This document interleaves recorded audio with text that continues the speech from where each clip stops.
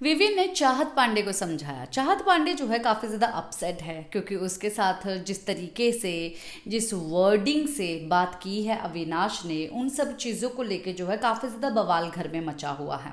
और अब अविनाश जो है किसी को भी खाना देने के लिए तैयार नहीं है। हालांकि बेसिक खाना देने के लिए तैयार है और बेसिक खाना उसने दे भी दिया है, घर वाले जो है उसे खाने को खा भी रहे हैं।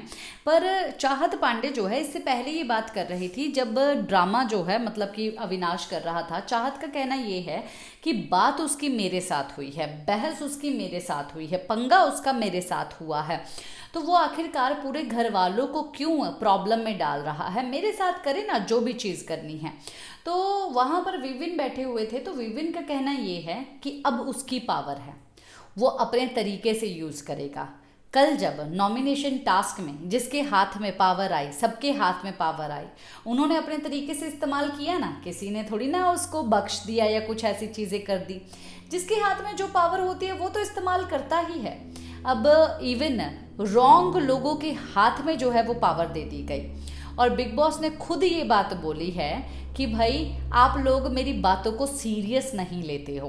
तो सीरियस हमने लिया नहीं और रॉन्ग हाथों में पावर चली गई। और अरफीन भी वहाँ पर मौजूद थे, इवन वहाँ पर एलिस भी मौजूद थी और उसने भी बोला कि हाँ रॉन्ग हाथों में जो है वो चली गई थी पावर। तो अब क्या आप लोगों को लगता है कि जो नॉमिनेशन के टास्क के दौरान श्रुतिका के हाथ में जो पावर गई और श्रुतिका ने उस पावर का सही तरीके से इस्तेमाल किया?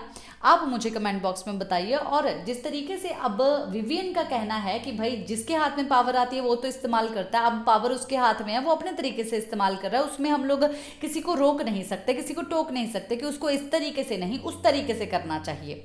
तो ये चीज़ें जो है वो विवियन समझा रही हैं, क्या ये सही है या गलत है, या जो एक्चुअली में अविनाश कर ही रहे हैं वो ही चीज़ सही है, या चाहत जो बोल रही है वो चीज़ सही है? इसी के साथ मैं लेती हूँ इजाज़त। नमस्कार।